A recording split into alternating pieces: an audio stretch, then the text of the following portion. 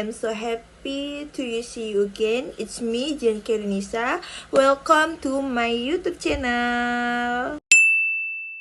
In this episode, we are going to dive deep into a super important and inspiring topic.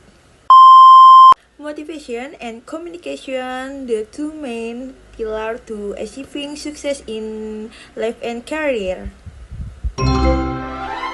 Oke, jadi teman-teman, di episode ini kita akan membahas lebih dalam topik yang sangat penting dan menginspirasi banyak orang, yaitu tentang motivasi dan komunikasi, dua pilar utama meraih kesuksesan dalam hidup dan karir.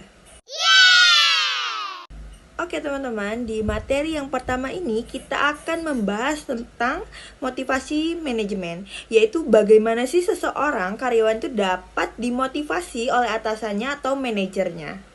Setiap karyawan memiliki motivasi yang berbeda dalam bekerja.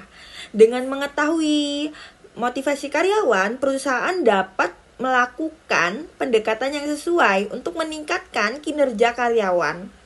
Manajer itu harus mengetahui dan memotivasi karyawan yang mengalami demotivasi. Oke teman-teman semua, Nisa akan memberikan sampel yang lebih sederhana ya. Jadinya begini teman-teman. Contoh sederhananya adalah ketika di dalam perusahaan ada karyawan yang bernama Aurora, dia selalu mengerjakan tugas itu dengan baik dan cepat daripada karyawan-karyawan yang lainnya. Tapi dia ini sekarang jadi malas bekerja. Jadi tugasnya itu atau pekerjaannya itu terbengkalai. Karena apa? Dia itu ternyata kurang diapresiasi teman-teman semuanya. Jadinya itu membuat semangat dia dalam bekerja itu menurun. Jadinya apa? Tugas dia atau pekerjaan dia terbengkalai kan teman-teman. Maka dari itu ketika karyawan itu memiliki penurunan dalam pekerjaannya atau kinerjanya, kita itu sebagai pemimpin atau sebagai bos akan memberikan motivasi atau memberikan pujian karena hasil kerja kerasnya itu sangat baik teman-teman.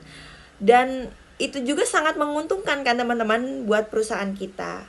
Maka dari itu ketika Aurora dipuji dan dia diberikan motivasi, dia akan kembali bersemangat dan produktif. Begitu teman-teman. Baik teman-teman, selanjutnya adalah bagaimana sih untuk memotivasi karyawan. Yang pertama itu adalah memperdayakan dan partisipasi. Apa sih itu teman-teman yang dimaksud dengan memperdayakan? Memperdayakan adalah proses memungkinkan pekerjaan untuk mengatur pekerjaan mereka sendiri, untuk membuat keputusan dan memecahkan masalah dalam lingkup tanggung jawab dan wewenang mereka. Selanjutnya ada partisipasi. Apa sih itu partisipasi? Partisipasi adalah proses memberikan karyawan suara dan membuat keputusan tentang mereka sendiri kerja. Selanjutnya ada bentuk alternatif pengaturan kerja. Yang pertama itu adalah variabel jadwal kerja yang bervariatif. Yang kedua adalah jadwal kerja yang fleksibel. Yang ketiga adalah pembagian pekerjaan. Yang keempat adalah bekerja di luar kantor. Dan yang terakhir adalah menggunakan sistem reward. Dan di sistem reward ini ada 4 poin. Yang pertama adalah sistem penghargaan menit. Yang kedua adalah sistem insentif. Yang ketiga adalah insentif tim dan grup. Yang keempat atau yang terakhir adalah kompensasi untuk eksekutif. Baik teman-teman semuanya, kita sudah sampai di materi yang terakhir, yaitu tentang desain pekerjaan yang mengacu motivasi. Yang pertama adalah job enrichment. Apa sih teman-teman job enrichment itu? Karyawan tidak hanya mengerjakan pekerjaan rutin yang berulang dan membosankan, namun pekerjaan itu harus dipekarya dengan memberikan kesempatan untuk mengontrol sumber daya dalam melakukan suatu tugas, untuk membuat keputusan bagaimana sebuah tugas itu harus dikerjakan, kesempatan untuk tumbuh dan berkembang, dan menentukan gaya kerja mereka.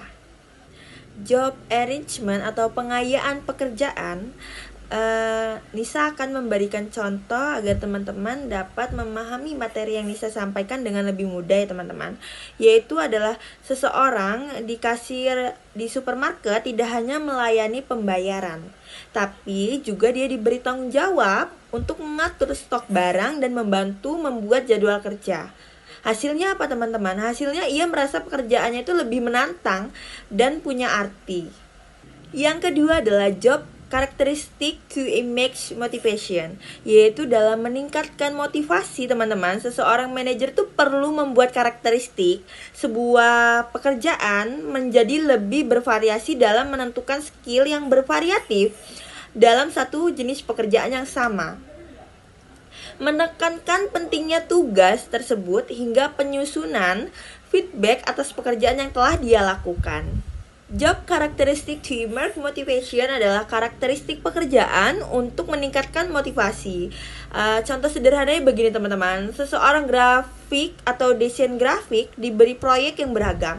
Ada poster, ada logo, dan ada konten media sosial, dan mendapatkan umpan balik langsung dari klien atau manajernya. Hasilnya apa teman-teman? Ia termotivasi karena pekerjaannya itu bervariasi. Ia mendapat penghargaan atas hasilnya. Dan kita tuh banyak melihat contoh-contohnya ya, seperti di media sosial, di YouTube, ada di IG, ada di Twitter, dan aplikasi-aplikasi lainnya. Thanks for watching. See you next time. Bye-bye teman-teman.